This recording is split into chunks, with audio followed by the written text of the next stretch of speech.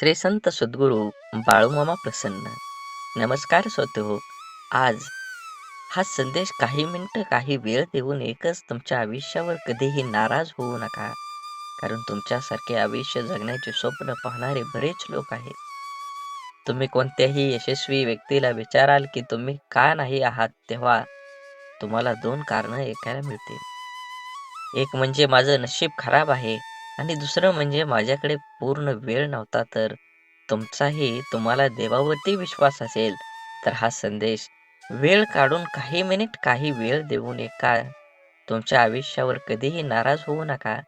कारण तुमच्यासारखे आयुष्य आणि स्वप्न बाळगणारे या विश्वात अनेक जण आहेत. म्हणून नेहमी आपल्या जर तुमच्या विश्वासघात केला असेल तर त्याला धन्यवाद म्हणा. कारण हीच माणसं नेहमी शिकवतात की विश्वास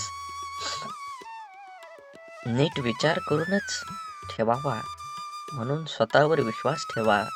तुमच्यावर आज काहीतरी आहे जे प्रत्येक अडथळ्यापेक्षा मोठी आहे.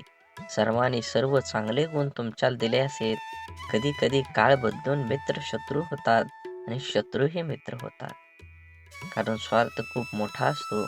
ज्या प्रकारे मजबूत चालण्यासाठी झाड हे त्याच्या सुगंधासाठी जगभर ओळखलं जातं, पण ते अनेकदा विसरतं की सर्वात विषारी साप या चंदनाच्या झाडावर राहतात. म्हणून बाहेरून आतून खूप गोड बोलणारी व्यक्ती आज शत्रुत्वाची भावना देखील असू शकते. म्हणूनच एखाद्यावर विश्वास केल्यानंतर विश्वास ठेवा. सोनं बनवण्याचं असेल तर आगीत जावं लागेल जेव्हा त्याला काही फरक पडत नाही. त्याचप्रमाणे यशस्वी व्यक्ती होण्यासाठी तुम्हाला अत्यंत कठीण वाईट परिस्थितीतून जावं लागेल. कोण काय करतं, कसं करतं, इतक्या ह्या सगळ्यापासून जमेल तितकं दूर राहा. तेव्हा शक्य तितका आनंदी राहू शकाल. वेळ नक्की येते, पण ती योग्य वेळ देण्याची वाट पाहावी. म्हणून लक्षात ठेवा, जे लोक तुमच्याशी स्पर्धा करू शकत नाहीत, ते लोक पूर्णपणे तुम्हाला खाली पाडण्यासाठी तेवढे प्रयत्न मात्र करू शकतात. लोकांचे कधीही बोलू नका. मूर्ख लोकांशी वाद घालण्यात नुकसान तुमचेच होईल. अशा लोकांशी वाद न घालता केवळ तुमची लायकी कमी करणे आहे. त्यामुळे मूर्ख लोकांपासून शक्यतो दूर राहा. जिथे त्यांचं नावच नावाचं अन्न उरलं, त्याला शुद्धकडे बोलावं, कोणी कोणाच्याच हातात नाही. आणि असेच बाळूमामांचे संदेश आपल्यापर्यंत पोहोचण्यासाठी पहिल्यांदा व्हिडिओला लाईक करा. चॅनलवर नवीन असाल तर चॅनलला लाल कलरच्या बटनला सबस्क्राईब करून शेजारील बेल आयकॉन नक्की प्रेस करा, जेणेकरून येणारे बाळूमामांचे संदेश आपल्याला सर्वात अगोदर भेटतील. आणि कमेंटमध्ये बाळूमामा प्रसन्न लिहायला विसरू नका.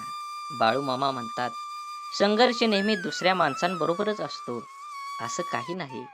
नको असणारा निर्णय घेण्याची पाळी स्वतःवर आली की स्वतःशीच संघर्ष सुरू होतो. पाठीवरच्या ओझ्यापेक्षा मनावरचं ओझं नेहमी जड असतं. ते हलकं करायचं म्हटलं तर झेलणारा तितकंच आपलाच असावा लागतो. माणसं जोडताना एक लक्षात असू द्या, प्रत्येक झाडाने फळ दिलंच पाहिजे असं होत नाही. तर काही झाडं सावलीसाठीही राखून ठेवावी लागतात. तुमची झालेली चूक तुमचा खरा शिक्षक असतो. म्हणून कोणतीही गोष्ट फुकट मिळाली की माणसाला त्याची किंमत वाटत नाही आणि तो त्याला पूर्ण किंमत देतही नाही. भरल्या बाजारातून मी खूप वेळा रिकाम्या हातानेच परत येतो. पूर्वी पैसा नव्हता आणि आता पैसा असूनही कोणत्याही गोष्टीची इच्छा होत नाही. आपल्या अडचणींवर मात करण्याचं सामर्थ्य फक्त आपल्यावरच असतं. इतरांकडे केवळ सल्ले असतात. कोणी सांगितलं असेल तेवढंच काम करावं, नसेल जमत तर विषय सोडून द्यावा.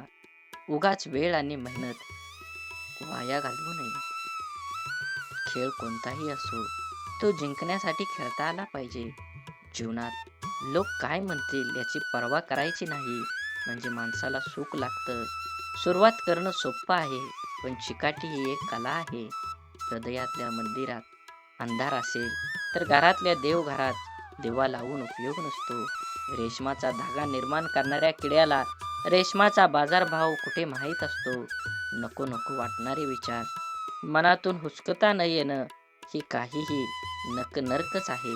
म्हणून चांगला विचार करा, चांगलं बघा, चांगलं ऐका आणि असेच बाळूमामांचे संदेश आपल्यापर्यंत पोहोचण्यासाठी पहिल्यांदा व्हिडिओला लाईक करा.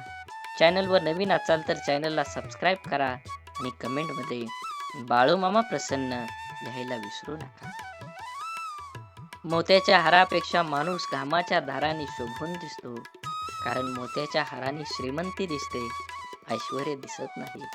परंतु कष्ट करून घामाच्या जोरावर जे ऐश्वर्य प्राप्त होतं, त्यामध्ये त्यांचं कर्तृत्व चमकत असतं. पावसाचे छोटे छोटे सतत पडत राहून ज्याप्रमाणे एक मोठ्या नदीला जन्म देतात, त्याचप्रमाणे आपण दररोज एकमेकाला पाठवलेले चांगले विचार सुद्धा जीवनात मोठे परिवर्तन घडवू शकतात. आयुष्य शांतपणे जगण्यासाठी मनाला अस्थिर करणारे असंख्य विचार थांबविता आले पाहिजेत.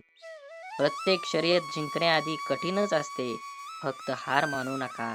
ज्याच्याजवळ स्वच्छ मन आणि निस्वार्थ असं माणुसकीचं धन असतं, त्याला प्रसिद्ध होण्यासाठी कोणतेही पद व पैसा अथवा प्रतिष्ठेची गरज भासत नाही. मोठे निर्णय घेताना भीती वाटणं चुकीचं नाही, परंतु भीतीमुळे मोठे निर्णय न घेणं हे खरंच चुकीचं आहे. प्रश्न होता, वजन वाढल्यावर काय करायचं? देवाचं उत्तर आलं, शरीराचं वाढलं असेल तर व्यायाम कर, मनाचं वाढलं असेल तर ध्यान कर आणि धनाचंच वाढलं असेल तर दान कर.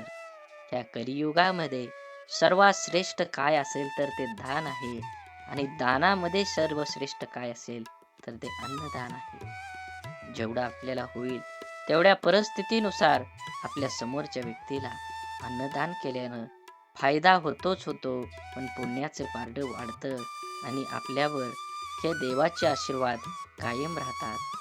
फुल नाही फुलाची पाकळी माणसानं दान केली पाहिजे. आंधळा माणूस एका मंदिरात गेला. मंदिरात दर्शन घेत असलेले लोक त्याला भागून म्हणाले, दर्शनाला आलाय, देवाला बघू शकणार का? आंधळा म्हणाला, काय फरक पडतोय? माझा देव तर मला पाहतोय ना. दृष्टी नसली तरी चालेल, पण तुमचा दृष्टिकोन चांगला पाहिजे, तर तुमच्या जीवनात विचारांचे पुष्प उमलतील. आपला स्वभाव शांत व संयमी असणं सर्वांच्या दृष्टीनं हिताचं असतं. सतत चिडचिड किंवा तापटपणा चांगला नाही. त्याचा इतरांसोबत स्वतःला पण त्रास होतो. समोरच्या व्यक्तीचं बोलणं किंवा कृती एखादी परिस्थिती शांतपणे हाताळायला आली पाहिजे. त्याविषयी प्रतिक्रिया देताना संयम दाखवला पाहिजे. आदळआपट करणं किंवा अखंड तांडव केल्यानं प्रश्न सुटत नाही. उलट परिस्थिती जास्त बिकट होते. पण काही प्रसंग असे असतात की तिथे संयम ठेवणं किंवा शांत राहणं अयोग्य ठरतं. तिथं कसंही करून परिस्थिती आटोक्यात ठेवणं खरंच खूप महत्त्वाचं असतं. म्हणून परिस्थितीशी झगडून पुढं आलेली माणसं नेहमी जपली पाहिजेत. कारण जीवनाचे तत्वज्ञान ती माणसं फक्त शिकलेली नसतात, तर जगलेलीही असतात. कडकडून भूक लागली की चटणी भाकरी पुरेशी असते आणि भरल्या पोटी पंचपक्वान्न ही नकोसं होतं. तेव्हा योग्य वेळी जे मिळतं ते आपलं म्हणून स्वीकारून जीवन आनंदाने जगलं पाहिजे. जो सत्याच्या मार्गावरून चालतो त्याला अडचणी खूप येतात, परंतु देवाची त्याचे नाव बळू देत नाही. प्रश्नांपासून नेहमीच पळता येत नाही. कधी ना कधी ते पळणाऱ्याला गाठतातच. पळवाटा मुक्कामाला पोचवत नाहीत, तर मुक्कामाला पोचवतात ते फक्त सरळ रस्तेच. मौन आणि हास्य या दोन्हींचा उपयोग करा. मौन आपलं रक्षा कवच आहे आणि हास्य स्वागताचं द्वार आहे. सूर्य पूर्वेकडे उगवला की सूर्योदय आणि पश्चिमेकडे गेला की सूर्यास्त. माणसाचं पण असंच असतं. समोरचा माणूस तुमच्या मनाप्रमाणे वागला तर तो चांगला आणि मनाविरुद्ध वागला तर तो वाईट. जीवनाच्या अडचणी कितीही असोत, चिंता केल्यावर त्या वाढतात, शांत राहिल्यावर त्या कमी होतात आणि संयम राखल्यास त्या नक्कीच संपून जातात. हवेची पण काय गंमत असते ना. चाकातून गेली तर चाक पळत नाही आणि डोक्यातून गेली तर चांगलं वाईट कळत नाही. लहान मुलांचे संस्कार देण्यासाठी आजी नावाचं विद्यापीठ घरी असायला हवं, वृद्धाश्रमात नाही. आयुष्याच्या झोपडीखाली निवांतपणाचं जीवन नुसतंच कधी बालपण हरवलेल्या दिवसाची करुण कहाणी रेखाटताना सारी पिठावरच्या सोंगट्या जगण्याचं अंतिम ध्येय शिकवत असतात. जीवन आणि मन यांचा आनंदी सोहळा म्हणजेच आपलं जीवन आहे. ते प्रत्येकानं आयुष्याच्या प्रवासात वेगापेक्षा दिशा ही फार महत्त्वाची आहे. जर हा दिशाच ठाऊक नसेल तर वेगाचा काय उपयोग? म्हणून सोनं ठेवायला लॉकर मिळून जातो, पैसा ठेवायला बँक सहज मिळून जाते, पण मनातील गोष्ट सांगायला योग्य माणूस मिळणं याला खूप भाग्य लागतं. आपले विचार हेच आपल्या भविष्याचा चेहरा आहे. नकारात्मक विचार केला तर प्रत्येक संधीमध्ये आपल्याला अडचणी दिसतात आणि सकारात्मक विचार केला तर प्रत्येक अडचणीमध्ये संधी दिसेल. जेवढी मोठी स्वप्न असतात तेवढ्याच मोठ्या अडचणी पण येतात आणि जेवढ्या मोठ्या अडचणी येतात यश सुद्धा तेवढंच मोठं मिळतं. मळलेली प्रत्येक नोट ही जरी दिसायला खराब असली तरीही तिची किंमत बाजारात असलेल्या नवीन नोटी इतकीच असते. म्हणूनच माणसानेही आपल्या मनमोकळेपणावर कमीपणा घेऊ नये. व्यक्तिमत्वाला आणि स्वभावाला न शोभणाऱ्या भूमिका नाईलाजास्तव साकारायला भाग पाडणारं अनियंत्रित चित्रपट म्हणजे आयुष्य असतं. विचारांच्या शक्तीचा भविष्यावर परिणाम होत असतो. किती होतो, कसा होतो हे ज्याच्या त्याच्या विचारावर अवलंबून असतं. आयुष्यात बालपणीचाच काळ फक्त सुखाचा असतो.